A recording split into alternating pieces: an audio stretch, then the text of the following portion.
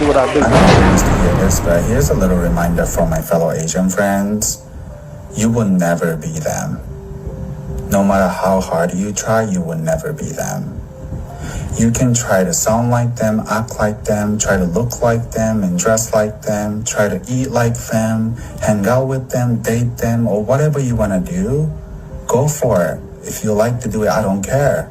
But at the end of the day, you're still Asian. You will never be them. Just remember.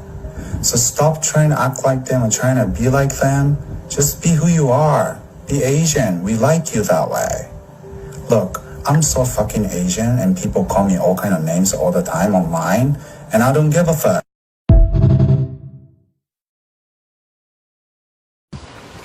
All right, so welcome back. You guys checked out those videos. You got a lot of immigrant folks explaining, a Latino fella, he was peculiar. He said, I want to apologize to the black community. Yeah, because now that you see what happens in America, now that you see white America unleashing its true wrath, how quickly the rules have changed. It didn't matter if the Latino people worked hard, right? Now, as soon as white folks decide to, they change the laws and you got to go. Now, a lot of that might have to do with jealousy. Some has to do with hate. You got a lot of Americans hurting. You got a lot of white Americans hurting. And so because of that, they lash out. But see, here's the thing. You know, despite all of that, you still have to persevere. Isn't that crazy? And I'm not saying that from a place of arrogance. And, you know, I'm telling you because that's what foundational black Americans had to do. We literally had to pick back up after our families had been torn apart, after our property was stolen, after our mothers and fathers were taken away from us, our grandparents, after we had to up and leave and migrate out of what was our hometown or home county for generations. We had to up and leave. That's what the Great Migration was about. It got so bad that black people had to leave the South. And the thing we're going to do today is I'm going to explain to you in no uncertain details why the whole term work harder does not apply in the United States to people who are non-white. And look, it is what it is. This is history. This is part of the American ethos. It's nothing to run from. Anybody who has a problem with it, then you just have a problem with American history. We're going to start off talking about the time period after the Civil War, from 1865 to about 13 years later, more or less, to 1877, more or less. This was a period called Reconstruction. Now, during this time period, black people, foundational black Americans, made great progress politically. You had thousands of black men who had been elected into office. That had a lot to do with the fact that the Northern Army, the Union Army, was occupying the South. In addition to that, the federal government in D.C., did not want these Confederates just to reclaim power. And so what they did was they allowed black men to run for office. You had your first black governor of Louisiana, P.B.S. Pinchback. Those of you guys who went to Grambling State University, we had a male dormitory called Pinchback Hall. It was pretty notorious. But nevertheless, I didn't know that I heard he was a governor. I'm like, black governor? At that time, it was 1990s. I'm like, we haven't had a black governor in Louisiana, have we? But again, a lot of this history is overlooked. People don't talk about this. You know, people down south refuse to speak about the fact that, you know, black people were owning businesses. They had land. They had education. You had young black people sitting in classrooms with their elder mothers and fathers and grandparents. Many people had never been allowed to read. They just wanted to learn how to read. Many will say, hey, We just wanted to learn how to read the Bible on our own. This is black people fresh out of slavery. We were actually doing very well for ourselves during the Reconstruction period. You know, we had the protection of the federal government. White folks were big. Now, there was still violence because remember, the KKK was formed, my goodness, right after the Civil War, you know? And so, you know, you had a situation where, you know, this kind of angered white people. And when I say kind of, I mean it really did.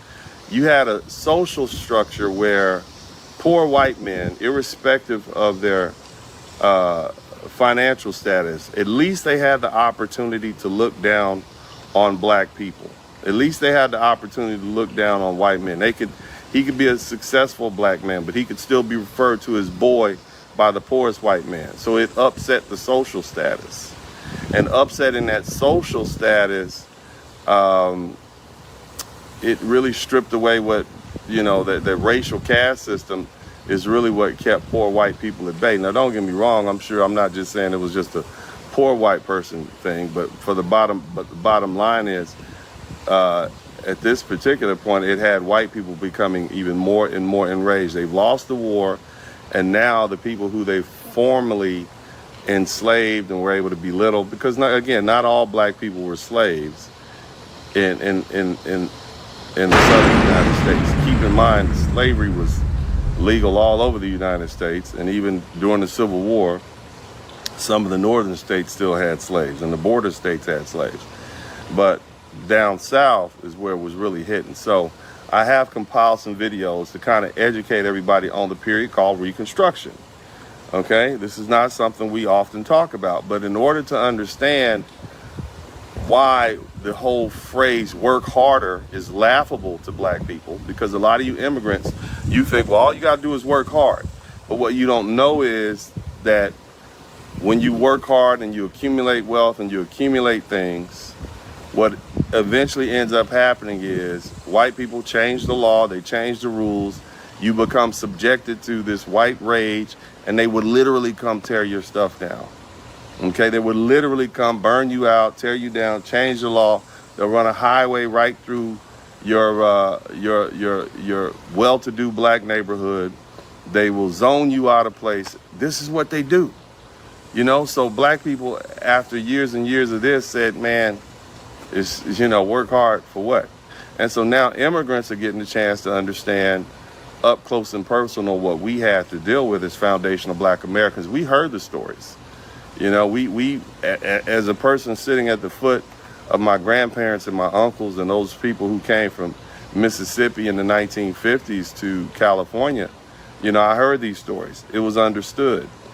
And we learned to move accordingly. But now the immigrants, now you're learning with these ICE raids and these penalties of $950 a day, people's homes are being seized. You know, people's property are being taken. The breadwinners are being deported and sent home. This is what we see happening right now. This is that cycle of rage. It just so happens that black people are not the primary target of it. Now, I want you all to take the opportunity to just sit back and learn. I have compiled some video clips. Please learn. Please, you're going to learn something, okay? Let's not miss this opportunity, because this is a very important time period that we're living in right now, and it's a great opportunity with all of the world looking at the United States and everybody in the United States asking, where are black people? It's time for them to see who we really are. So y'all sit back, check this video out about Reconstruction, and then I have some more videos after that, but y'all check this out. I'll be right back. Oh, make sure you hit the #1 button, like, share, subscribe. And if you learn something, I should earn something. Be right back. Have you ever heard of the Reconstruction era? No? Welcome to my new series on the Reconstruction era, where we talk about the 14 years after the Civil War. Well, 13 years, 3 months, 3 weeks, and 2 days. Now, there were 3 phases of the Reconstruction era: wartime Reconstruction, presidential Reconstruction, and radical Reconstruction. Now, Reconstruction ended with the Compromise of 1877, and that was when the U.S. government pulled its last troops out of the southern states. During Reconstruction, almost 2,000 African Americans held public office, like PBS Pinchback, He was the first African American to become governor in the United States, and he only served as governor for a little over a month. I have a feeling this is going to be a long series, so follow me so we can go on this journey together. What's up, what's up, what's up? Welcome to the broadcast. This is Uncle D. People wash their ass in the tub, Kamala Harris. You were tuned in to Uncle D. This black man talk. Pull up, homie, take a seat. Don't be a shadow watcher every day. You learn something, then you earn something. And let them know and drop some money in the plate. It's getting cold, ladies, talking ratchet. Blizzard King here, grab your coat, zip your jacket. Keep quiet for a second, close your jaw. Attorney Spurling, this ain't pearly, know the law. Talking Constitution, pushing pins when he shooting, give him that. Masculinity, just for the record, sprinkle that. You can keep your cat, gotta cut it. Only cat he rubbing, gotta love it. I call it Molly Buddy. Gotta vote your interest, voting earns. Presidential, this is for the money that I earn. When you gon' learn, my people, that evil mixed with evil. No matter what you're doing, baby, this ain't equal. Sometimes when you're special, you get hated. The test is for the best, you're damn right, my people made it. Uncle D, Blizzard King, you've been served, gotta know this. Now black men out here know we winning, gotta hold it now. Uncle D, you've been served, get your notice now. Black men out here know we winning, gotta hold it now. Uncle D, you've been served, get your notice now. Black men out here know we winning, gotta hold it now. Uncle D, you've been served, get your notice now. Black men out here know we winning, gotta hold it now. Hey man, I'll do what I do. Somebody need to whip your ass. Get up and whip him, sweets. Hey, don't be putting the money in my hand all rough. Take your ass out here. You buy you a Floby and cut your own damn hair from now on.